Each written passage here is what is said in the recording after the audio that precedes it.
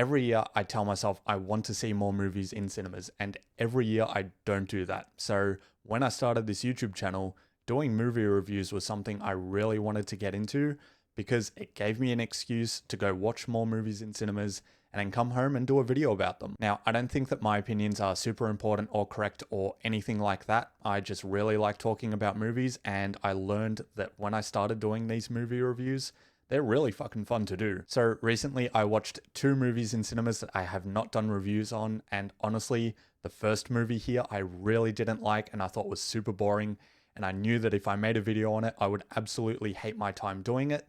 So I didn't make a video on it. And then the second movie I watched, I actually really loved and really enjoyed and really wanted to talk about, but I kind of got a little bit complacent, and there were some games that came out, Astrobot and Warhammer, that I've been absolutely loving playing, and I kind of got a bit distracted there. But those are just excuses, and I thought I would make one video talking about both those movies. The first movie I watched here is called I Saw the TV Glow, and I'll be honest, on the drive home from this movie, I was so down. This movie put me in the fucking dumps, and I was like, there is no way I can talk about this and have a good time. Now, I'm going to give it its props first before I tear it down even more, and to be honest, the only good thing I can say about this movie is that it was filmed really well. The whole movie has this blue, pink, and purple hue to it that makes it really pleasing on the eye the entire time you're watching it, and then there are some shots that are captured at sunset and at night that I thought were great. But this movie's about an hour and 40 minutes, and if all you're offering me for that entire runtime is some funky color grading and creative camera work,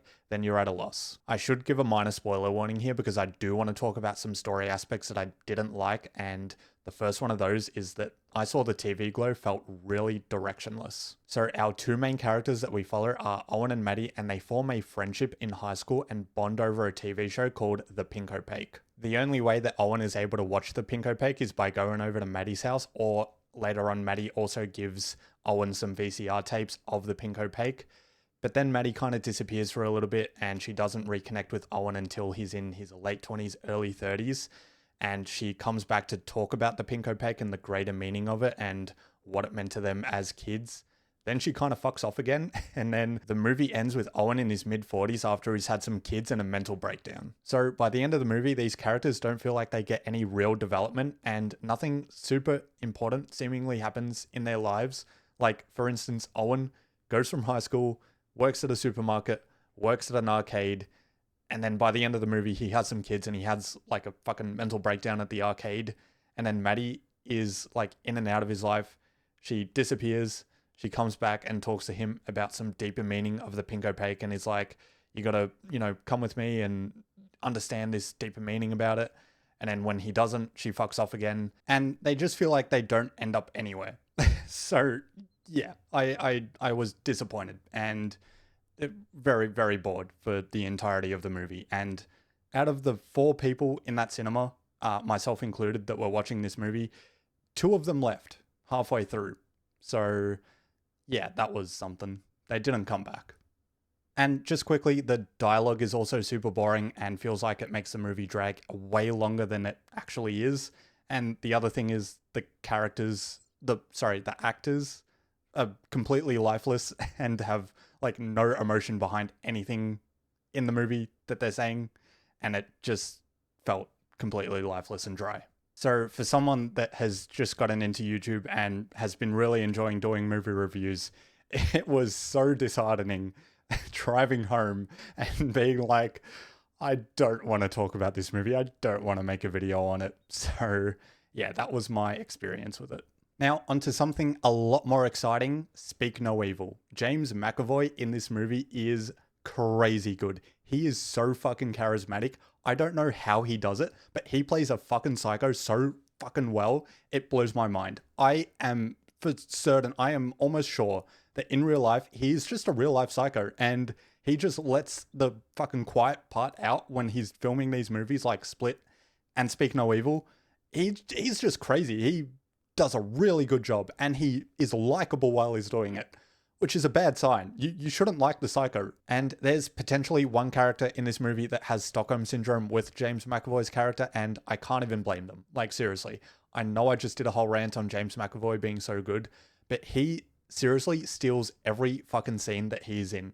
And on top of that, every other actor in this movie is really good. So the fact that every other actor and character in this movie is really good and really enjoyable to watch, even when you don't agree with the kinds of things that they do as well, James McAvoy still steals every single scene. It's so impressive. This movie is also a psychological horror, and I have to say, it is so scary, it's so unsettling, and it's so uncomfortable almost the entire time. Obviously, there's a little bit of groundwork to do and set up at the start, but once all the pieces are in place, shit gets super uncomfortable. It is almost hard to watch at times with how scary things get.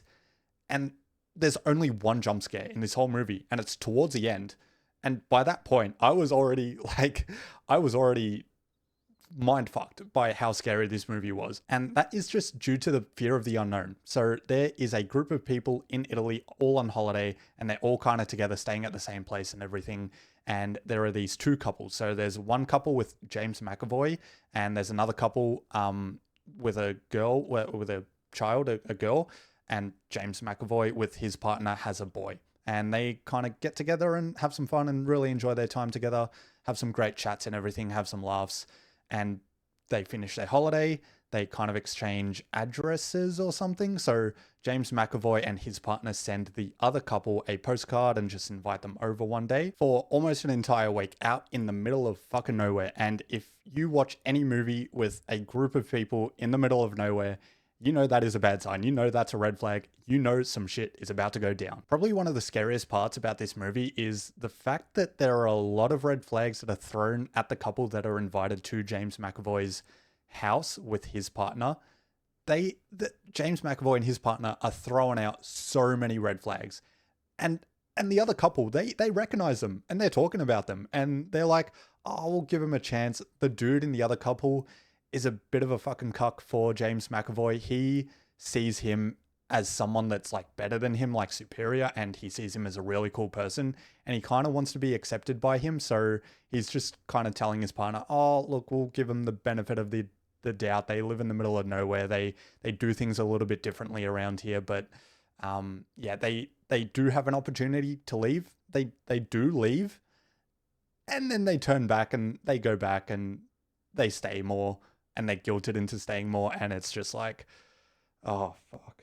It's just one of those movies that have some characters that are written really, really well, but they make all the wrong decisions, and you're just kind of screaming at them at the screen and just being like, why would you do that? You're an idiot.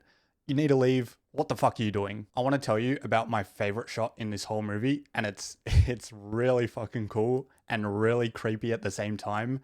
So I'd say the shot is maybe split into thirds. On one third, you have a doorway and a bed. In the middle, you have the bed and maybe like a dresser in the background. And then on the other third, you have a chair or two chairs or something, or like a fucking dressing table or something. One character is sitting on the chair, one character is sitting on the dressing table. They're having a really serious conversation, and something that you definitely don't want to be overheard talking about. And then in the other corner, on the other third of the screen, so the door has a stained glass window that has a pattern on it and some nice colors. But in the middle of that window, there's like one spot with a really big, large circle. And in that circle, you can see a shadow behind the door, which is clearly a head. And while you're looking at this third of the screen, if you just kind of pan over a little bit, you notice it and you're like, holy fuck, that's James McAvoy. Like, what the fuck is he doing? That is so creepy. I think it's like the first really creepy thing that he does in the movie as well. So you're like, oh my God, there is some shit that is about to go down, and you're not ready for it. So that I thought was really creepy and really good. The head kind of like, he stays super, super still for the entire time almost. And then towards the end, he makes a little movement and then he leaves after he's heard what he wants to hear pretty much. And it's one of those things, it's in plain sight, but if your attention is over here, you're not going to see it. And I thought it was fantastic. There are also some really uncomfortable topics that this movie brings up, and as someone that can relate to them, it was really uncomfortable, but also really weird to see from a third point perspective too. And then some kind of actions that are taken upon certain people, you can definitely put yourself in those shoes and be like, yeah, I have definitely had those thoughts. But yeah, some really great conversations and aspects of the movie, of the story, that play out that I think a lot of people in the audience can relate to. Now, I am being very vague there. Obviously, I'm not going to get into detail on those aspects of the film because it'll get a little bit too personal. So I'm not going to do that. But man, the movie was so good and really scary throughout. And I had a great time with it. I really enjoyed this movie. So there you have it. 2 movies that I recently saw that I didn't make reviews for. One of them I really didn't like, and it almost made me not want to do movie reviews anymore. And then the other one I really loved and really wanted to talk about, but just I got complacent and I didn't. So there you have it. Also, Speak No Evil apparently is, or not apparently, it is a remake of a movie that came out in 2022, which is really weird. That's a 2-year difference. Like, why would you make a remake? Well, they made a remake because the original is a Danish film, I believe. So it's a foreign film, not in English. I don't know. I haven't seen it. It's a foreign film, so they made an English remake. Weird, but I guess it's really good. So I'm glad they did. And yeah, like I said, James McAvoy is fucking insane in it.